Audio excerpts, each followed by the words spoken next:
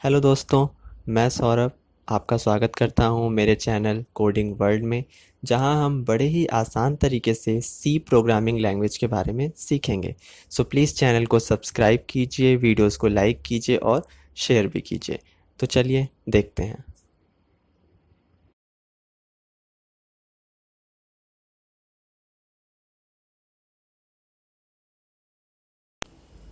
Hello friends, तो आज हम सी प्रोग्रामिंग लैंग्वेज से रिलेटेड छठा प्रोग्राम देखेंगे, जिसके अंदर हम दो नंबर्स को स्वैप करेंगे बिना किसी तीसरे वेरिएबल की सहायता लिए।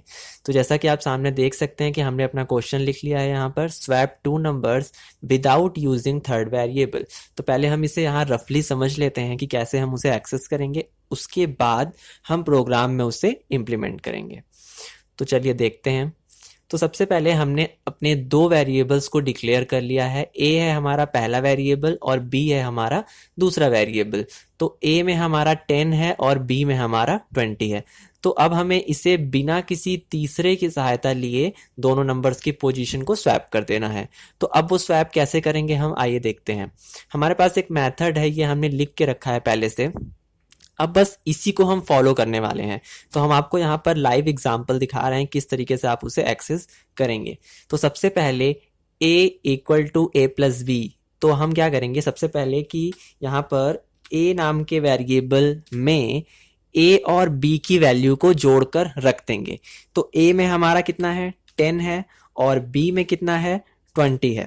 तो अब ये जो आंसर आएगा वो किसको दिया जाएगा, ए को दिया जाएगा। तो अब ए की वैल्यू कितनी हो चुकी है 30। तो आप देख सकते हैं कि ए में ए और बी को जोड़कर रखा जा रहा है। तो अब यहां पर ए की जगह पर आपका क्या हो जाएगा 30। तो अब ए की वैल्यू 30 हो चुकी है। फिर नेक्स्ट लाइन पे जब हम आएंगे तो नेक्स्ट लाइन पे क्या है कि अब b इक्वल टू यानी कि b नाम के वेरिएबल में a माइनस बी करना है। तो अब a की वैल्यू 10 नहीं रह गई, अब a की वैल्यू 30 हो गई है, क्योंकि जैसा कि हमने पहले पढ़ा हुआ था कि एक वेरिएबल अपनी वैल्यू को प्रोग्राम में कभी भी बदल सकता है। तो पहले वेरिएबल a की वैल्यू 10 थी, अब वेरिएबल a की वैल्यू 30 हो चुकी है। तो जो नेक्स्ट लाइन में a माइनस बी है वो 30 को लेगा। तो हम लिखेंगे 30 माइनस बी की वैल्यू अभी भी 20 ही है, कोई बदलाव नहीं है। तो 30 माइनस 20 किया जाएगा। उसके बाद बी की वैल्यू कितनी हो जाएगी, तो 30 माइनस 20 होगा तो बी की वैल्यू हो गई आपकी 10। फिर हम थर्ड लाइन पे जब आएंगे तो अब थर्ड लाइन पे हमें क्या करना है कि वापस से हमें क्या करना है a equal to a minus b करना है। तो वापस से a की वैल्यू बदलने की कोशिश की जा रही है। तो a में हम a इक्वल टू करेंगे a माइनस बी। तो अब a की वैल्यू कितनी है 30 और b की वैल्यू कितनी है 10। तो अब हम यहाँ पे क्या लिखेंगे a यानी कि 30 और b यानी कि 10। तो अब यहाँ पर b की वैल्यू भी बदल चुकी है। तो अब जो आंसर आएगा वो a की वैल्यू को दे दिया जाएगा। तो 30 माइनस 10 करेंगे तो आपका आंसर कितना आएगा 20। तो इस तरह से आप देख सकते हैं पहली लाइन में a equal to a plus b किया गया है, यानी कि a और b को जोड़कर a नाम के वेरिएबल में रख दिया गया। तो a 10 था, अब वो 30 हो चुका है। फिर नेक्स्ट लाइन में b equal to a minus b किया गया, यानी कि b नाम के वेरिएबल में a की वैल्यू और b की वैल्यू को घटा दिया गया। तो a की वैल्यू बदल के 30 हो चुकी थी, तो 30 माइनस b की वैल्यू अभी भी सेम है तो 20। तो 30 माइनस 20 करेंगे तो 10 आ जाएगा आपका। उसके बाद नेक्स्ट लाइन लास्ट लाइन में क्या है कि a equal to a minus b, यानी कि a नाम के वेरिएबल में a की वैल्यू में से b की वैल्यू को घटाकर रखना है। तो a की वैल्यू 30 थी और b की वैल्यू 10 हो चुकी थी। तो 30 माइनस 10 करेंगे तो आपका a इक्वल टू 20। अब जब हम इसे प्रिंट करेंगे तो आपको लास्ट वेरिएबल्स की वैल्यू मिलेगी, यानी कि लास्ट टाइम a के पास जो है वो मिलेगा। तो लास्ट टाइम a के पास कितना है 20 और लास्ट टाइम b के पास कितना है 10। तो अब आप देख सकेंगे कि a की वैल्यू जो है वो स्वैप होकर के b को दे दी गई और b की वैल्यू स्वैप होके a के पास आ गई।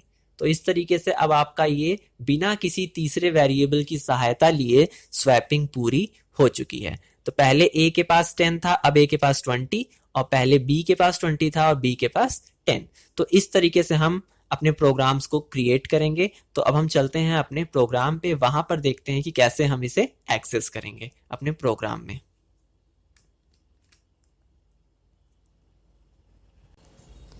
तो हमने अपना कंपाइलर ओपन कर लिया है, यानी टर्बो C++ को हमने ओपन कर लिया है।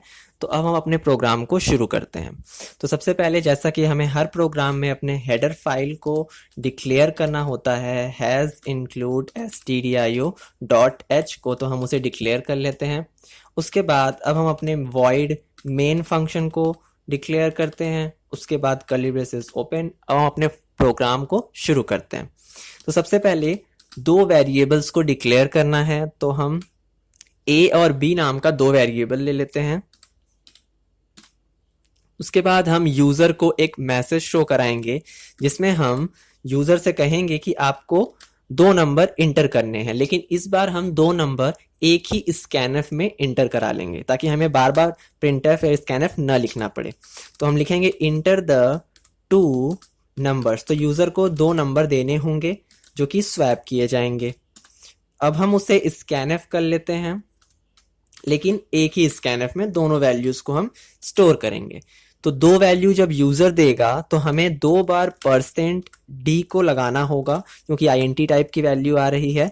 उसके बाद जब पहली वैल्यू यूजर देगा तो वो किस एड्रेस पे रखी जाएगी, %a, यानी कि एड्रेस a में उसको रख दिया जाएगा। फिर जब दूसरी वैल्यू आएगी वो b नाम के वेरिएबल के एड्रेस में रख दी जाएगी। तो उसके बाद हम उसे यहीं पर क्लोज कर लेते हैं सेमीकोलन से। अब हमें क्या करना है कि यूजर को पहले एक मैसेज शो करा दें, जैसे कि हमने लास्ट वीडियो में कराया था, ताकि यूजर समझ सके कि पहले a और b की वैल्यू क्या थी और बाद में a और b की वैल्यू क्या हो गई है। तो हम यूजर को दिखा देते हैं कि printf before swapping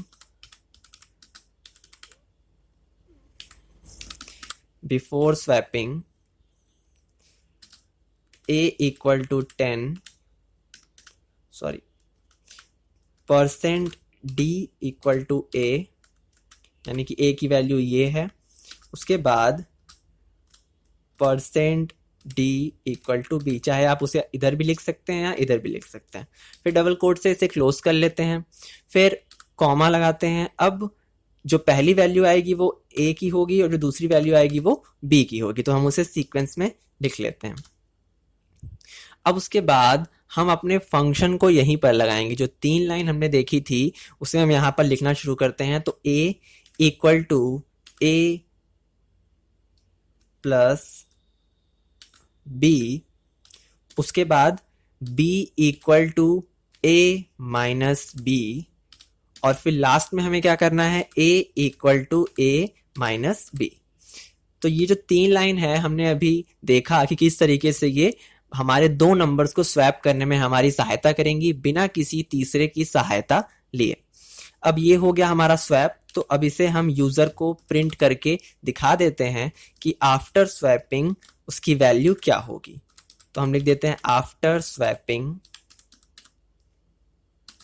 a equal to 10, comma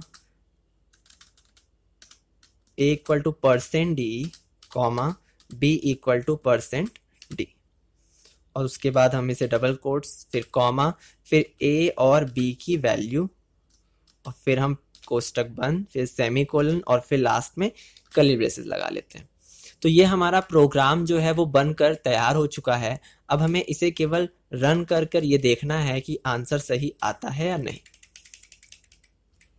तो चलिए हम इसे रन कर कर देख लेते हैं कि आंसर क्या आने वाला है।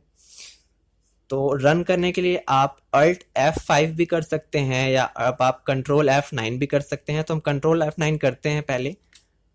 कंपाइलिंग शुरू हो चुकी है। अब इंटर द टू नंबर्स, अब हमें यूजर को दो नंबर देने हैं। तो दो नंबर हम दे देते हैं। पहला नंबर हम दे देते हैं मान लीजिए 12, और दूसरा नंबर हम दे देते हैं 20। इंटर। अब आंसर को देखने के लिए हमें क्या करना है, Alt F5। तो हम Alt F5 कर लेते हैं आंसर को देखने के लिए। तो आप देख सकते हैं कि before swapping a equal to 12, b equal to 20, मतलब a की वैल्यू 12 है, b की वैल्यू 20 है। और आफ्टर स्वैपिंग मतलब स्वैपिंग होने के बाद a की वैल्यू 20 यानी 20 कर दी गई है, और b की वैल्यू 12 यानी कि 12 कर दी गई है। तो इस तरीके से हमारा स्वैप हो चुका है। अब हम इसको थोड़ा सा और अच्छे से समझा लेते हैं आपको। यहाँ पे स्लैश n लगा देते हैं जिससे कि जो आंसर है उसमें गैप दिखेगा। तो एक बार और प्रोग्राम को रन करते हैं कंट्रोल F9 या फिर अल्ट F9 से।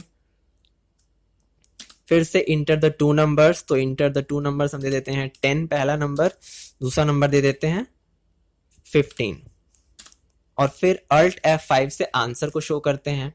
बिफोर स्वैपिंग ए की वैल्यू 10, बी की वैल्यू 15, आफ्टर स्वैपिंग ए की वैल्यू 15 और बी की वैल्यू 10। तो आप देख सकते हैं कि जो आपका नंबर है वो स्वैप हो चुका है और बिना किसी तीसरे वेरिएबल की सहायता लिए। तो इस तरीके से हम अपने प्रोग्राम को क्रिएट करेंगे। अब आप देख सकते हैं कि किस तरीके से आपका प्रोग्राम बन चुका है और आज का वीडियो हम यहीं पर ख़त्म करते हैं। आई होप आपको समझ में आ गया होगा और अगर आपको नहीं आया तो आप हमें कमेंट कर सकते हैं या मेल भी कर सकते हैं।